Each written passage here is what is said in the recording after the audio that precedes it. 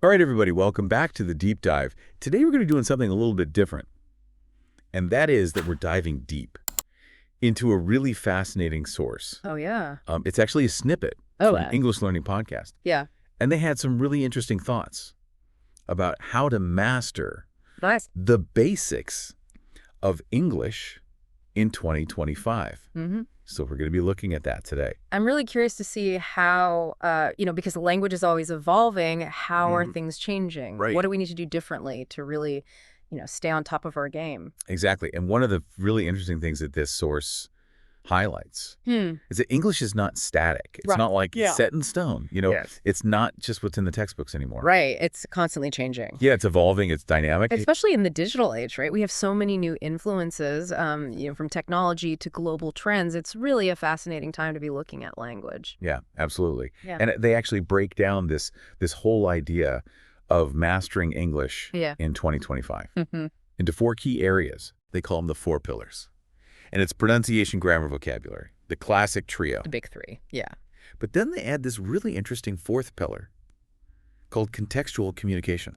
Oh, that's interesting. Okay. I'm intrigued. Yeah, so let's unpack this. Yeah. And we'll start with pronunciation, because it seems like the old rules might be going out the window. Out their window. What do you think? Yeah, well, I think the source really emphasizes clarity and adaptability when it comes to pronunciation in 2025, and I think there's a good reason for that. I think about how much we communicate online these days with people from all over the world.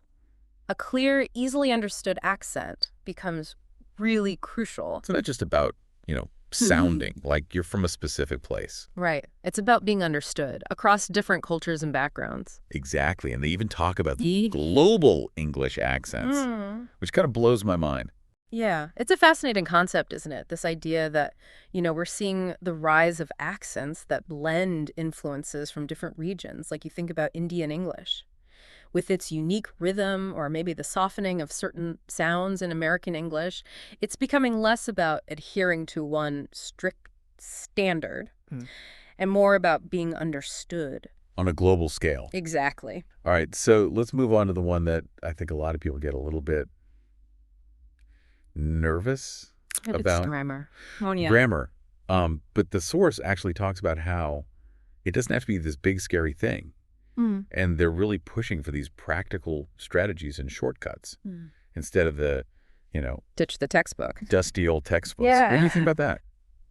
Well, I agree that simplifying grammar can make it a lot less intimidating for learners, but I do think some rules are still really vital. Well, You can't just throw everything out the window. Of course not. Yeah. It's about finding that balance. Exactly. Knowing the rules well enough. that Yeah. You can break them. When you need to. Yeah. Where you need. Perfect. Right. Exactly. Okay. So then vocabulary. I'm curious to see what they say. Because, it's 2025. What words are we using now? What's important? So what's in and what's out? What's in, what's out? Well, they talk a lot about moving beyond those outdated textbook terms and really embracing vocabulary that's relevant to our digital lives. So are we talking about internet slang and... Yeah, think about social media language, technology, current events. It's constantly evolving. Oh my gosh, I had this moment the other day where I was talking to somebody and I think I used the word dial-up. Oh no, you're dating yourself. And it was like, I just felt like I was speaking a dead language. Yeah, those are the kind of words that can really make you sound out of touch. But it's not just about everyday language. They also highlight the need for, professional terms, especially if you're looking to climb the career ladder. So industry jargon. Yeah, think industry-specific jargon, the language of leadership, communication in a professional setting. Got it. Okay. Now, this is the part I'm really excited to talk about. Okay. And that is the 4th pillar, contextual communication. Okay. So to me, this sounds like it's more than just the words themselves. It's about understanding the unspoken things. The nuances. Yeah. And really tailoring how you say things Yeah.